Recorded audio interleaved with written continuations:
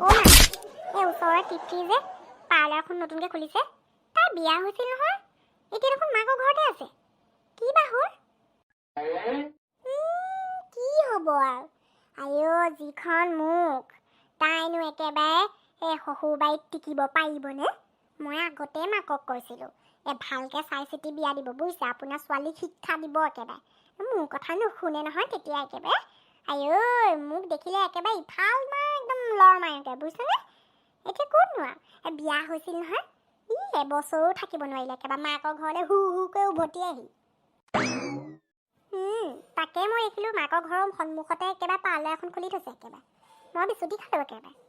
মই আকৌ এনেই সুধিলোঁ আৰু ঘৰৰ ওচৰৰ ছোৱালী বোলো কিমানকৈ কৰিবা, একেবাৰে ইমান জুই চাই দাম ক'লে। মই এনেই সোমাই চাই আহিলোঁ, কিন্তু নকৰাওঁ তাত। কি টকা পইচা বেলেগৰ তাত কৰিম, আকৌ ইমান যদি টকা দিবলৈ আছে ওচৰজনীকনো কেলৈ দিওঁ হয়নে মা? বেছ তাইক দি ধনী কৰিব নালাগে একেবাৰে। কিহৰ টকা পইচা বেলেগৰ তাত কৰিবি আকৌ, এনেও সেইজনীয়ে জানেনে নাজানে বা, নাজানে যেনেই লাগে একেবাৰে। অ' মা এইফালে আছোঁ। কিহে কিবা হট নিউজ আছে নেকি? আজিকালি দেখোন চব মানুহবোৰ ভিতৰে সোমাই থাকে দেখোন, নোলায়ে একো ইমান তেনেকৈ গম নাপাওঁ। তেওঁ শইকীয়ানী খবৰ কি? নকবি আৰু, শইকীয়ানীয়ে আগতে বৰ ফুটনি মাৰি থাকে নহয়।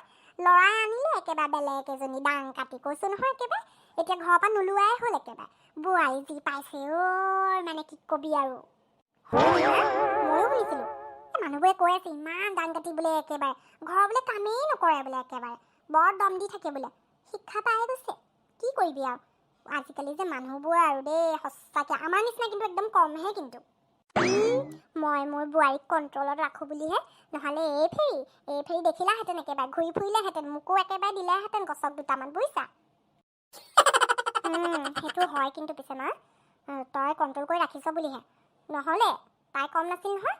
প্ৰথম বিয়া হৈ আহোঁতে একদম টাক টাক টাক টাক টাক টাক মুখখন মেলিছিল একেবাৰে, এতিয়া দেখিছ নাই একেবাৰে ঠাণ্ডা। ভালেই তই এনেকৈ থাকিবি গম পাইছ নাই, বেছিকৈ হেৰি কৰি থাকিব নালাগে। মই লেফ্ট ৰাইট উৰাই থাকোঁতো, মোৰ আগত ইমান চান্স নাপায় একেবাৰে। এতিয়া বাচন এগাল দি থৈ আহিছোঁ একেবাৰে ধুবলৈ, ৰাতিপুৱাৰ পৰা একো কৰা নাই একেবাৰে, ভৰিত একেবাৰে ঠেঙৰ ওপৰত ঠেং উঠাই পেলাই টিভি চাই আছিল। মই ক'লোঁ যা বাচন সোপা ধুই আহি একেবাৰে, মুখখন তেহা বেকাকৈ গৈছে কিন্তু কাম পূৰা কৰাই লওঁ।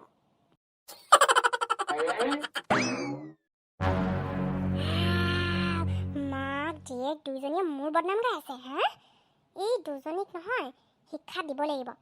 গোটেই দিনটো অকল লোকৰ বদনাম গাই থাকে, ঘৰত নেদেখে নিজৰ জীয়েকজনী যে একেবাৰে নিজৰ শহুৰালত থাকিব নোৱাৰে, ইয়াতে থাকে একেবাৰে, অকল লোকৰ বদনাম, নিজৰ ঘৰখন নাচায় কিন্তু। তাকে মা, অ' মা ভোক লাগিছে, আজি কিন্তু বৌক কবি দেই মাংস বনাবলৈ। মই আহিলে মাংস নবনাই একেবাৰে, দাইল ভাতনো কিমান খাই থাকিম আৰু।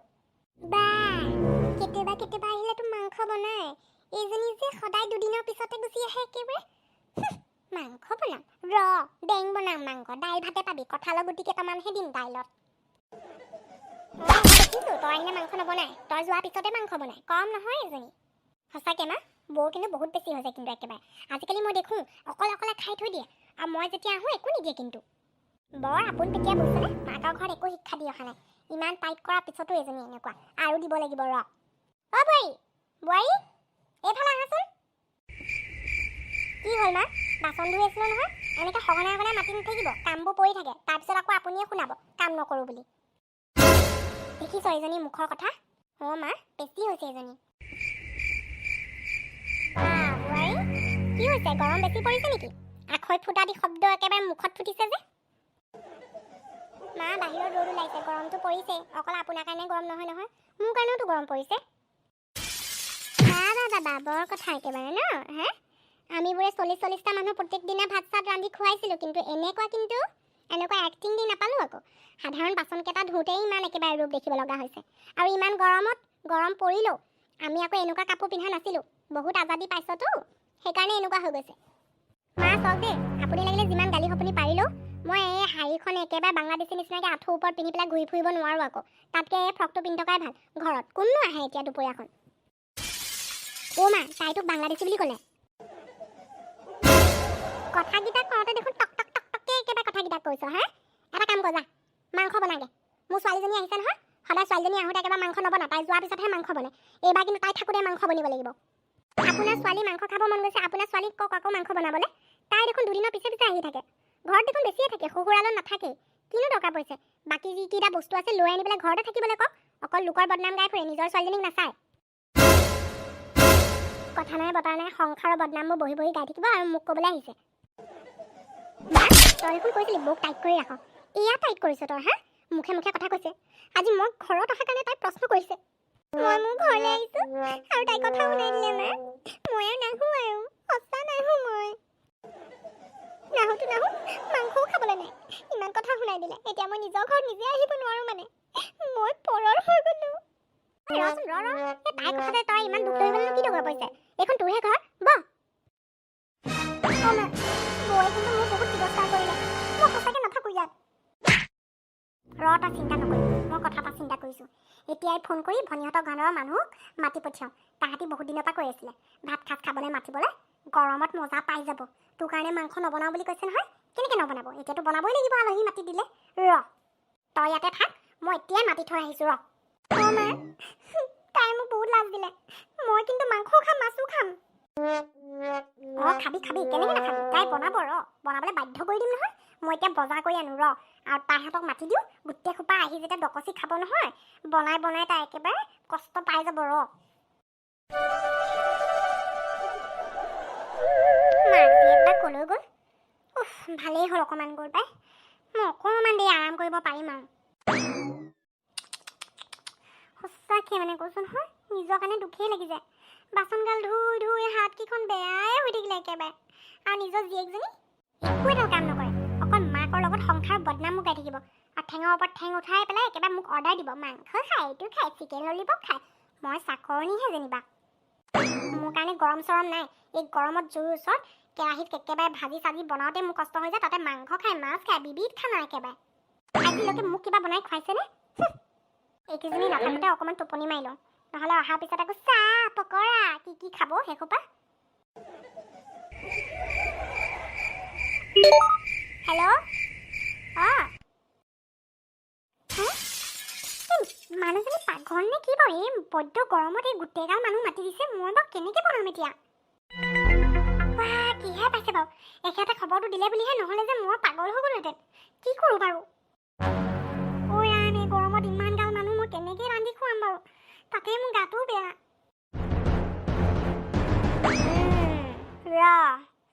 তহঁতি মোৰ লগত খেল খেলিছ নহয় এতিয়া মই তহঁতৰ লগত খেল খেলিম মানুহ মাতি ল মানুহ মতাৰ পিছত মই দেখাম মই কি কৰি আছোঁ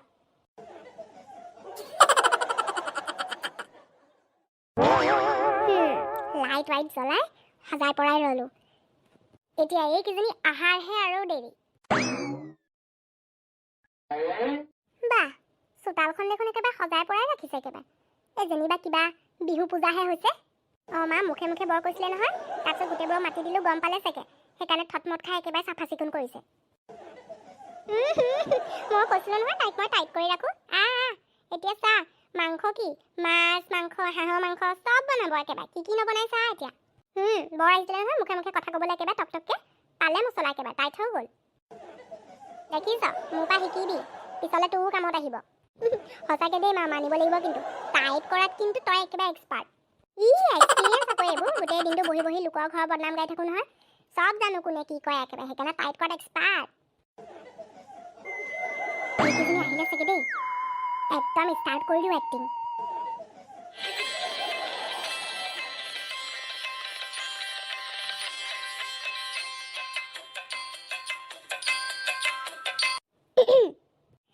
जय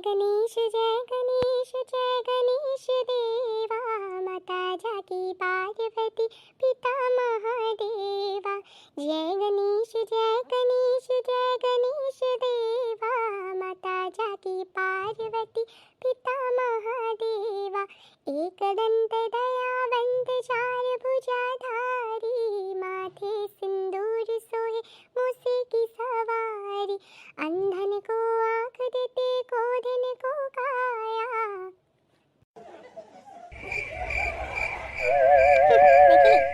मैं अकमान की टाइट कर एकेबारे भगवान भक्त हो गल दा भाई माँ मैं एतिया देवी साधनात लगी आसो आपुनी मोर लगत एतिया कथा नापातिब नहले पाप लागिब देखिली अकमान की टाइट कर एकेबारे हारी सारी पिंधि रेडी সঁচাকৈ মা তই ঠিকছে টাইট কৰ কিন্তু দেই।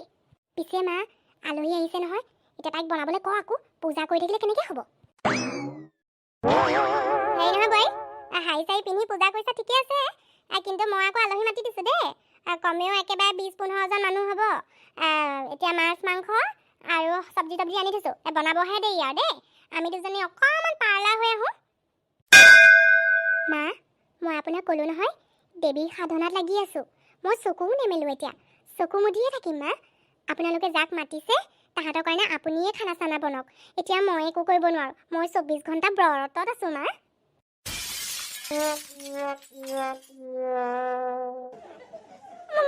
মানুহ মাতি দিছে নহয় মই, এতিয়া আকৌ কি বুলি ক'ম আকৌ? মানা কৰিব নোৱাৰিম নহয়। বোৱাৰী যোৱা আকৌ পাকঘৰলৈ, এইবোৰ কিন্তু কি নাটক আকৌ? যোৱা যোৱা যোৱা, সেইবোৰ 24 ঘণ্টা ব্ৰত চৰত কৰিব নালাগে, যোৱা।